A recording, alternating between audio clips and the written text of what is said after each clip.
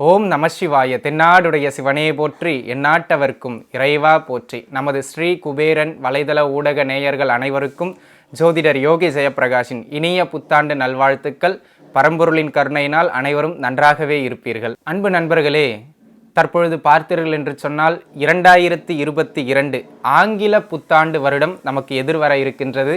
இந்த புத்தாண்டில் நாம் காலை வைக்கின்ற பொழுது ஒவ்வொருவருக்கும் ஒவ்வொரு இலக்குகள் இருக்கும். நீங்கள் உங்களுடைய மன எண்ணங்களுக்கு ஏற்றார் போல நம்முடைய வாழ்க்கையை அப்படி அமைக்கலாம், இப்படி ஏற்படுத்தி கொள்ளலாம் என தனிப்பட்ட முறையில் நம்முடைய மனிதர் இயல்பே என்ன அப்படின்னு பார்த்தீங்கன்னா, இருக்கின்ற காலத்தை யோசிக்காமல் எதிர்காலத்தை நினைத்தே அதை சார்ந்தே திட்டங்களை தீட்டுகின்ற ஒரு அமைப்பில் எப்போவுமே மனிதர்கள் இருப்பார்கள். அதற்கு நாம் மட்டும் விதிவிலக்கு அல்ல என்பதனைப் போல அனைவருமே இந்த 2022ஆம் ஆண்டு நமக்கு இப்படி இருக்க வேண்டும், நாம் இதையெல்லாம் செய்ய வேண்டும், இந்த இலக்குகளை எல்லாம் அடைய வேண்டும் என நீங்கள் ஒரு திட்டத்தை தீட்டி வைத்திருப்பீர்கள். ஆனால் நவ கிரகங்கள் உங்களுடைய ஜாதகத்திற்கும் உங்களுடைய 12 ராசிக்கும் ஏற்றார் போல என்னென்ன திட்டங்களை தீட்டி வைத்திருக்கின்றதோ அதுவே இறுதியில் வெற்றி பெறுகின்றது. என்னதான் மதியை கொண்டு விதியை வெல்லலாம் என நாம் வாயார பேசினாலும் கூட அந்த மதியும் அந்த விதிக்கு உட்பட்டது என்பதனை நாம் சில வேளைகளில் மறந்து விடுகின்றோம். அவ்வாறாக இருக்கின்ற பட்சத்தில் இந்த 2022ஆம் ஆண்டு 12 ராசி அன்பர்களுக்கும் எவ்வாறு விளங்கப் போகின்றது என்பதனை நாம் தெளிவாக பார்த்து விடுவோம். தற்பொழுது பார்த்தீர்கள் என்று சொன்னால் இந்த 2022ஆம் ஆண்டில் இருக்கக்கூடிய ஒரு சிறப்பம்சம் என்னவென்றால், பொதுவாக ஒவ்வொரு ஆண்டும் பார்த்தீர்கள் என்று சொன்னால் குரு பெயர்ச்சி வருகின்ற பொழுது ராகு கேதுவின் பெயர்ச்சி வராது, ராகு கேதுவின் பெயர்ச்சி வருகின்ற பொழுது சனி பெயர்ச்சி வராது. ஆனால் இந்த 2022ஆம் ஆண்டில் பார்த்தீர்கள் என்று சொன்னால் ஒரு வருட பலன் அப்படின்னு வருகின்ற பொழுது ராகு கேதுக்கள் குரு சனி இந்த 4 ராஜ கிரகங்கள்னு சொல்லுவாங்க. ஏன்னா இந்த 4 பேர் தான் எப்போவுமே ஒரு ராசியிலிருந்து இன்னொரு ராசிக்கு நகர்வடைவதற்கு மிக நீண்ட காலத்தை எடுத்துக்கொள்வார்கள். ஆகையினால்தான் வழக்கமாக ஒரு பழமொழி கூட சொல்வார்கள், 30 வருடம் வாழ்ந்தவனும் அல்ல 30 வருடம் தாழ்ந்தவனும் அல்ல. அது சனியினுடைய சுற்றுப்பயணத்தை வைத்து சொல்வது.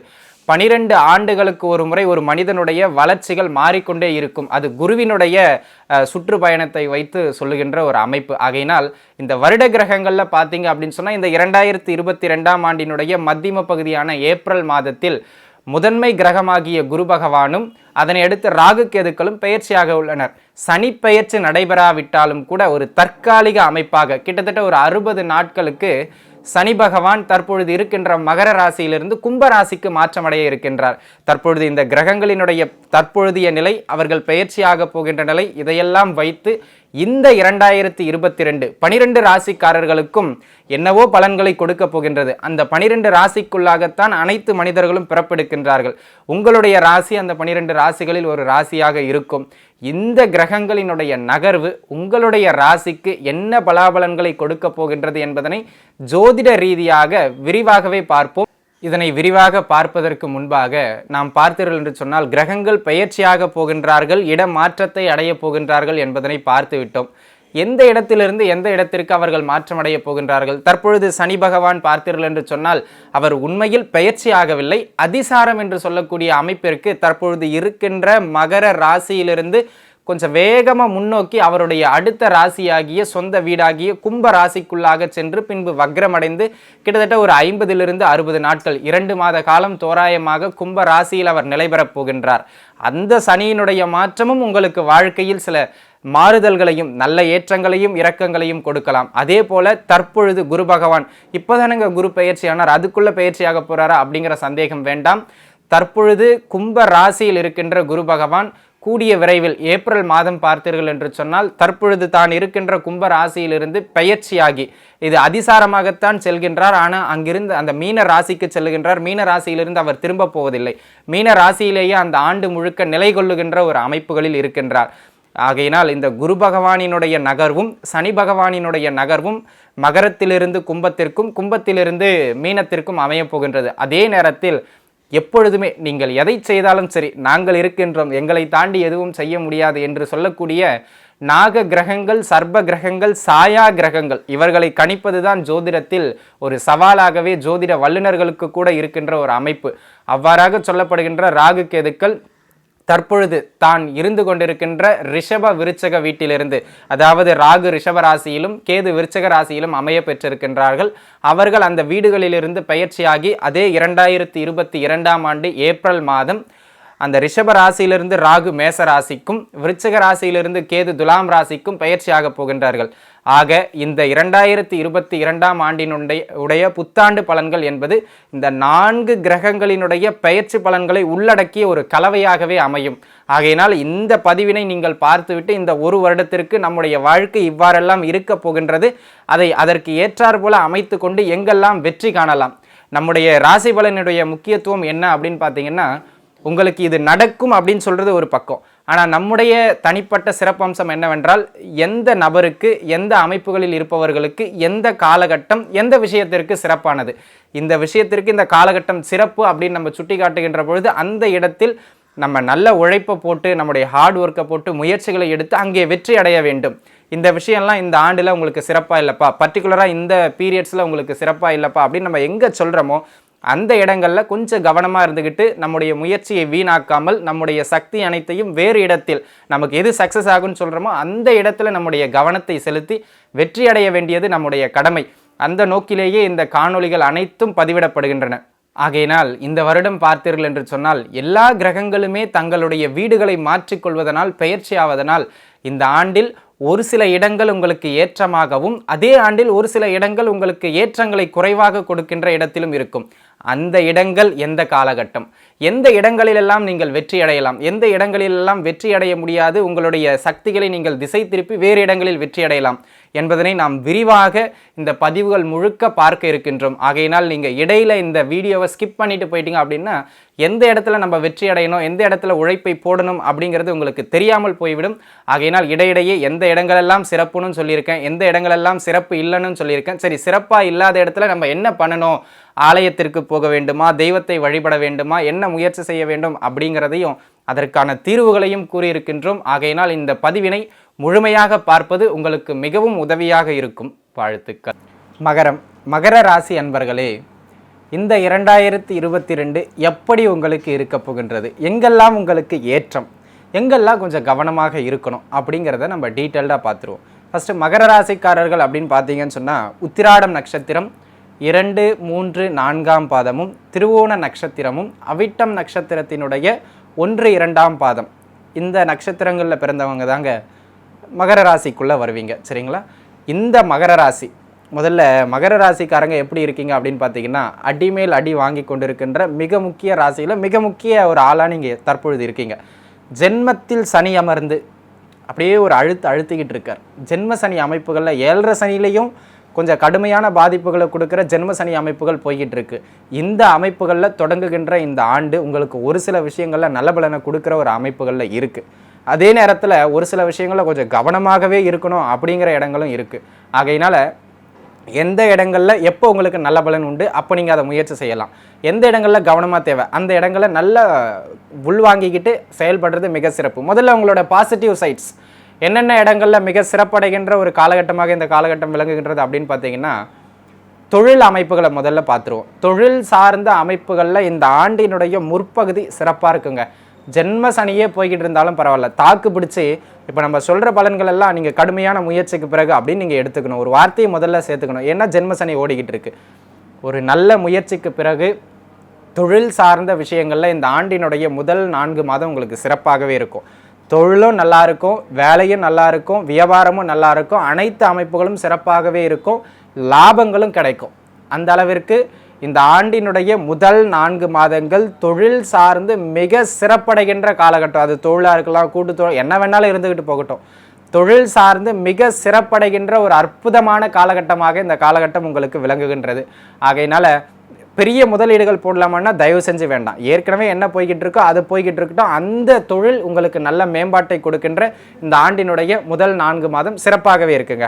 கூட்டு தொழில் செஞ்சுக்கிட்டு இருக்கவங்களுக்கும் சரி, வேலை செஞ்சுக்கிட்டு இருக்க சார் எனக்கு எப்படி இருக்கும் அப்படின்னு பார்த்தீங்கன்னா, இந்த ஆண்டு வேலை செய்து கொண்டிருக்கின்ற நண்பர்களுக்கு கூட இந்த மாத சம்பளம், பெர்மனண்ட்டான ஜாபு, கவர்மெண்ட் ஜாபில் இருக்கிறவங்களுக்கெல்லாம் இந்த ஆண்டினுடைய முற்பகுதி மிக சிறப்பாக இருக்குங்க.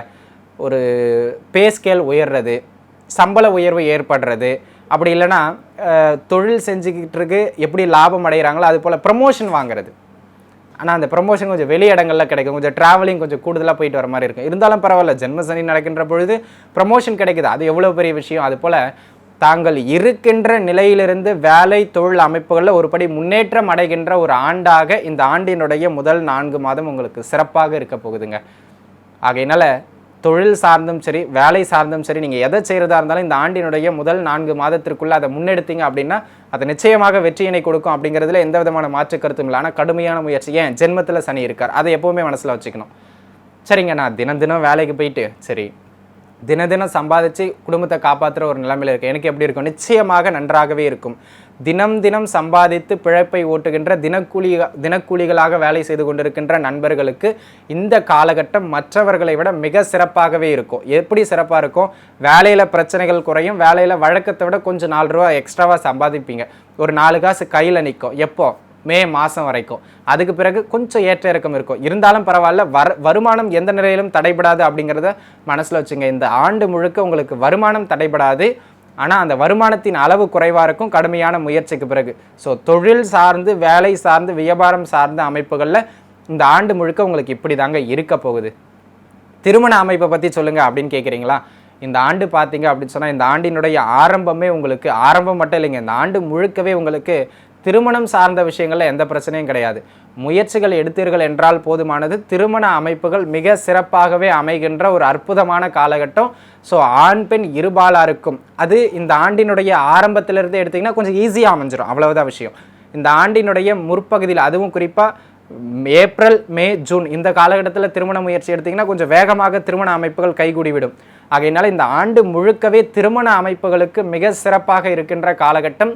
ஜென்ம சனி நடக்கிறதுனால 1க்கு 2 முறை கூடுதல் முயற்சி எடுக்கணும், அவ்வளவுதான் விஷயம். சரிங்களா? ஆகையினால திருமண அமைப்புகளை ஏற்படுத்தி கொடுக்கக்கூடிய ஒரு அற்புதமான காலகட்டமாக இந்த 2022 மகர ராசிக்காரர்களுக்கு விளங்குகின்றது என்பதில் எந்த விதமான மாற்று கருத்தும் இல்லை. அதே நேரத்தில் ஒரு சிலர்லாம் லவ் பண்ணிக்கிட்டு இருப்பீங்க. அந்த லவ் பண்ணிக்கிட்டு இருக்கவங்களுடைய காதல் கூட இந்த காலகட்டத்தில் வெற்றி அடைவதற்கான ஒரு சில நல்ல அமைப்புகள் உண்டு. காதல் திருமணங்கள் நடைபெறுவதற்கான ஒரு நல்ல அமைப்புகள் உண்டு. ஆகையினால் காதல் திருமணமும் உண்டு, திருமணமும் உண்டு. திருமணத்தை பொறுத்த வரைக்கும் உங்களுக்கு கிரீன் மார்க் அப்படிங்கிற அளவுக்கு மகர ராசிக்காரர்களுக்கு சிறப்பான ஒரு ஆண்டாக இந்த ஆண்டு விளங்குகின்றது அப்படிங்கிறதுல எந்த விதமான மாற்று கருத்தும் இல்லை. படிப்பை பற்றி சொல்லுங்கள் சார் அப்படின்னு கேட்குறீங்க. ஜென்ம சனி நடக்கின்றது. படிப்பு ஸ்தானம், அந்த ஸ்தானம், இந்த ஸ்தானம், நீங்கள் எந்த ஸ்தானத்தை பார்த்தாலும் சரி, சோம்பலை தவிர்த்தீர்கள். ஒரு விஷயத்தை அப்புறம் பார்த்துக்கலாம், இதை அப்புறம் படிச்சுக்கலாம், இந்த ரெக்கார்டை அப்புறம் எழுதிக்கலான்னு அந்த தள்ளி போடுற போஸ்ட்போன் பண்ணுற பழக்கத்தை மட்டும் தவிர்த்துட்டீங்க அப்படின்னு சொன்னால் இந்த ஆண்டு படிப்பில் நிச்சயமாக உங்களுக்கு நன்றாகவே இருக்கும் அப்படிங்கிறதுல எந்த விதமான மாற்று கருத்தும் இல்லை. நான் சொல்கிறது பள்ளி படிப்பில் இருக்கிறவங்களுக்கு. உயர் படிப்பில் இருக்கிறவங்களுக்கும் இதே சேம் விஷயம். சின்ன சின்ன தடைகள் ஏற்படும். தடைகளுக்கு பிறகு அந்த உயர் படிப்பில் பட்டங்களை பெறுகின்ற ஒரு ஆண்டாக இந்த ஆண்டு விளங்குகின்றது. ஆனால் பள்ளி படிப்பில் இருக்கிற குழந்தைங்க நிச்சயமாக கவனமாக இருக்கணும், சோம்பலை தவிர்த்தே தீரணும். பெற்றோர்களுடைய கடமை அதனை பார்த்து கொள்வது. ஸோ படிப்பை பொறுத்த வரைக்கும் இந்த ஆண்டு முழுக்க இப்படி தாங்க இருக்க போகுது.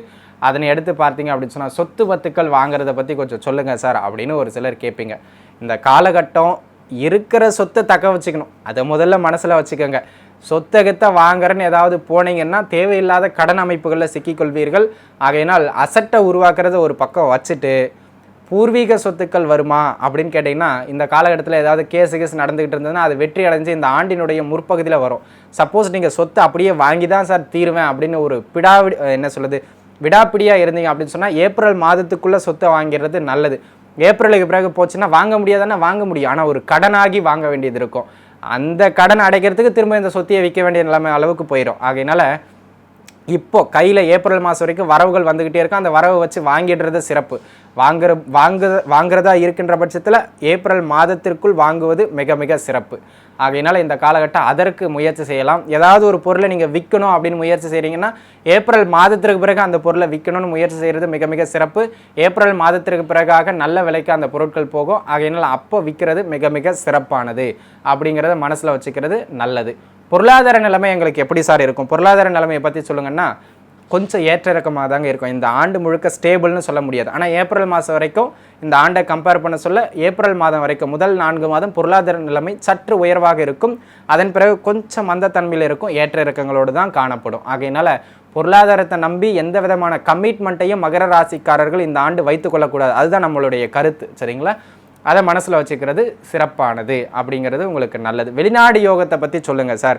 வெளிநாடு யோகம் மகர ராசிக்காரர்களுக்கு இந்த காலகட்டத்தில் எப்படி இருக்குது அப்படின்னு பார்த்தீங்கன்னா, இந்த ஆண்டு வெளிநாடு யோகத்தை ஏற்படுத்தி கொடுப்பதற்கான சிறப்பான ஆண்டாக இந்த ஆண்டு முழுக்கவுமே வெளிநாடு யோகம் உண்டு. அதிலும் வலுவான யோகம் இந்த ஆண்டினுடைய முற்பகுதியில் முதல் 4 மாதத்தில் உங்களுக்கு வலுவாக இருக்குங்க. ஆகையினால் வெளிநாடு போகணும்னு முயற்சி செய்கிறவங்க, வெளிநாடு வேலைக்காக முயற்சி செய்கிறவங்க எல்லாம் இந்த காலகட்டத்தில் முயற்சி செய்யலாம். ஆனால் கடுமையான முயற்சிக்கு பிறகு தான் போவீங்க. அங்கே போய்ட்டும் வேலை ஒரு பெருசாக சிறப்பாக இருக்குன்னு சொல்ல முடியாது. ஆனால் வேலை இல்லாமல் இருக்க மாட்டீங்க, ஏதாவது ஒரு வருமானம் ஓடிடும். ஆக இந்த ஆண்டு முழுக்கவே உங்களுக்கு வெளிநாட்டுக்கான அமைப்புகள் வலுவாகவே இருக்கின்றது. வெளிநாடுங்கிறத விட அண்டை மாநிலங்களுக்கு செல்வதற்கான அமைப்புகள் எல்லாம் மிக சிறப்பாக இருக்கின்றது. படிப்புக்காக போகிறவங்களாம் தாராளமாக இப்பயே கூட கிளம்பி போயிடலாம், இப்பயே முயற்சி செய்யலாம். அந்த அளவிற்கு ஒரு வெளி மாநில அமைப்புகளும் வெளியூர் அமைப்புகள், வெளிமாநில அமைப்புகள் மிக மிக வலுவாக இருக்கின்றது. வெளிநாடு அமைப்புகள் மட்டும் கொஞ்சம் ஜாதகத்தையும் பொறுத்தது கொஞ்சம் கூடுதல் வலுவாக தேவை. ஆனால் அந்த கூடுதல் வலு இல்லை. ஆனால் வெளிமாநில முயற்சிகள் சிறப்பாகவே இருக்கின்ற ஒரு அற்புதமான காலகட்டமாக மகர ராசிக்கு இந்த காலகட்டம் விளங்குகின்றது. அப்படிங்கிறதுல எந்த விதமான மாற்று கருத்தும் இல்லை. சரிங்க, கடன் அமைப்புகளில் சிக்கி தவிச்சிக்கிட்டு இருக்கேன், அது ஏதாவது பண்ண முடியுமா அப்படின்னா, இருக்கின்ற கடன்களை இந்த ஏப்ரல் மாதத்திற்குள்ளாக ஓரளவுக்கு குறைக்கலாம். முழுமையாக தீர்மானம் நிச்சயமாக கிடையாது, ஜென்ம சனி இருக்கிறதுனால ஓரளவிற்கு குறைக்கின்ற அமைப்பு ஏப்ரல் மாதத்துக்குள்ளே உண்டு. ஆகையினால் அந்த கடன்லாம் அடைக்கிறதுக்கான ஒரு வழியில் ஈடுபடணுமே தவிர அதிகப்படுத்துறதுக்கான வழியில் ஈடுபடக்கூடாது அப்படிங்கிறத மனசில் வச்சுக்கிறது சிறப்பு. இந்த நோய் வாய்ப்பட்டவர்கள், வந்து நீண்ட காலமாக மருந்து சாப்பிட்டுக்கிட்டு இருக்கேன் சார், சரியாகுமானே தெரியல அப்படின்னு கஷ்டப்படுறவங்களாம் இந்த காலகட்டத்தில் மருந்து ஏப்ரல் மாதத்துக்குள்ளாக சரியான மருத்துவ முறை கிடச்சிரும். அதில் பயப்பட வேண்டாம். ஒரு சிலருக்கு எதிர்பாராத வகையில் திடீர் யோகம் அப்படின்னு சொல்லிட்டு நம்பி எதையாவது போய் செஞ்சு சிக்கிக்கிறதுலாம் இந்த காலகட்டத்தில் உண்டு. அதுவும் குறிப்பாக ஏப்ரல் மாதத்துக்குள்ளாக அதிர்ஷ்டத்தை நம்பாதீங்க. 3ஆம் அதிபதி 2இல் அமர்ந்து 8ஆம் பாவகத்தோடு தொடர்பு கொள்கின்றார். அதிர்ஷ்டத்தை நம்பி வாழ்க்கையை தொலைக்கக்கூடாது அப்படிங்கிறதுல கொஞ்சம் கவனமாக இருந்துக்கணும். சரிங்க, ஓவராலாக இதெல்லாம் உங்களுடைய பாசிட்டிவ். அப்போது சிறு சிறு வருமானங்கள் வரும். அதிர்ஷ்டம் நம்பி எல்லாத்தையுமே அதை நம்பியே போயிடக்கூடாது. இதெல்லாம் உங்களோட பாசிட்டிவான சைட்ஸ். கவனமாக இருக்கணும் அப்படின்னா எல்லா விஷயத்துலையுமே கவனமாக இருக்கணுங்க. ஏன்னா உங்களுக்கு பார்த்தீங்கன்னு சொன்னால் ஜென்ம சனி அமைப்பு வலுவாக ஓடிக்கிட்டு இருக்கு. அடுத்த ராகு கேது பயிற்சியும் பெரிய சிறப்பான அமைப்புகளில் இல்லை. இது வெளிநாடு வெளிமாநிலங்களில் வேலை செய்கிறவங்கள பெருசாக தொந்தரவு பண்ணாது. அப்போவும் 7.5 சனியினுடைய தாக்கம் மந்தத்தன்மையை கொடுக்குமே தவிர பெருசாக தொந்தரவு பண்ணாது. ஆனால் பூர்வீகத்தில் உள்ளுக்குள்ளே இருக்கிறவங்களாம் கொஞ்சம் எதுலேயுமே கவனமாக இருந்துக்கணும். ஜென்ம சனி ஓடிக்கொண்டிருக்கின்ற பொழுது இந்த ஆண்டு முழுக்க சர்வத்திலும் கவனமாக இருந்து கொள்ள வேண்டும் அப்படிங்கிறதுல மிக மிக கவனம். அதிலும் குறிப்பாக இந்த ஆண்டு ஏப்ரல் மாதத்திற்கு பிறகாக 4ஆம் பாவகத்திற்கு மேச ராசியில் உங்களுக்கு பார்த்தீங்க அப்படின்னு சொன்னால் ராகு வரப்போகின்றார். அப்பொழுது ஒரு சிலர்லாம் பார்த்தீங்கன்னா தேவையில்லாத பழக்க வழக்கங்களை கற்றுக்கிறது, சுகத்திற்காக ஆசைப்பட்டு சில போதைப் பொருட்களுக்கு அடிமையாகிறதுன்னு அந்த பருவ வயசில் இருக்கின்ற குழந்தைகள் தடம் மாறுவதற்கான அமைப்புகள் உண்டு. யாரையும் குறை சொல்லணுங்கிறதுக்காக சொல்கிறது கிடையாது. அந்த தடம் மாறுவதற்கான அமைப்புகள் உண்டு என்பதனால் கொஞ்சம் கவனமாக இருந்துக்கணும். இந்த காலகட்டத்தில் நான் போய் வீட்டை கட்டுறேன், பெருசாக அந்த தொழில் ஆரம்பிக்கிறேன், இந்த தொழில் ஆரம்பிக்கிறேன்னு எதையும் செஞ்சு கடனில் ஏப்ரல் மாதத்துக்கு பிறகு சிக்கிக்காதீங்க. ஏப்ரல் மாதத்துக்கு பிறகு உங்களுக்கே கொஞ்சம் ஏற்ற இறக்கமான லைஃப் தான். ஏப்ரல் மாதம் வரைக்கும் குருவின் தயவாலும் கேதுவின் தயவாலும் காப்பாற்றப்படுவீர்கள். ஏப்ரல் மாதத்திற்கு பிறகு எதிலும் சிக்கிக்கொள்ளாதீர்கள் என்பதை மட்டும் நான் மிக மிக கவனமாக மனசில் வச்சுக்கும்படி சொல்கிறேன். அதே நேரத்தில் அதிர்ஷ்டத்தை நம்பி வாழ்க்கையை தொலைத்து விடாதீர்கள். அதையே நம்பி அலைஞ்சிக்கிட்டு இருக்கிறது எந்த விதத்திலும் உங்களுக்கு கை கொடுக்காது என்பதனை மனதில் வைத்துக் கொள்வது மிக மிக சிறப்பு. ஒருவேளை உங்களுடைய ஜாதகம் வலுத்திருக்கின்ற பட்சத்தில் சிறு சிறு வாய்ப்புகள் கிடைக்கலாம். ஆனால் கோச்சாரம் உங்களுக்கு மிக சிறப்பாக இல்லை. இந்த ஆண்டு ஏற்ற இறக்கமான ஆண்டாகவே உள்ளது. திருமணத்தில் ஆரம்பித்து சகல தொழில் அமைப்புகள் வரை எதிலும் எச்சரிக்கையாக ஒரு படி எடுத்து வைப்பது மிக மிக நல்லது அப்படிங்கிறத மட்டும் மனசில் வச்சுக்கோங்க. ஆகையினால் இந்த ஆண்டு எதிலும் கவனமாக இருக்க வேண்டிய ஒரு ஆண்டு. எம்பெருமான் கருணையினால் அனைத்து மகர ராசிக்காரர்களும் இந்த ஆண்டினை நல்லபடியாக கடந்து வர வேண்டும் என நானும் வேண்டிக் கொள்கின்றேன். வாழ்த்துக்கள். ஸ்ரீ குபேரன் டிவியை பார்த்தமைக்கு நன்றிகள். மேலும் இது போன்ற தகவல்களை தெரிந்து கொள்ள ஸ்ரீ குபேரன் டிவியை சப்ஸ்கிரைப் செய்யுங்கள். மறக்காமல் பெல் ஐக்கானை கிளிக் செய்யுங்கள்.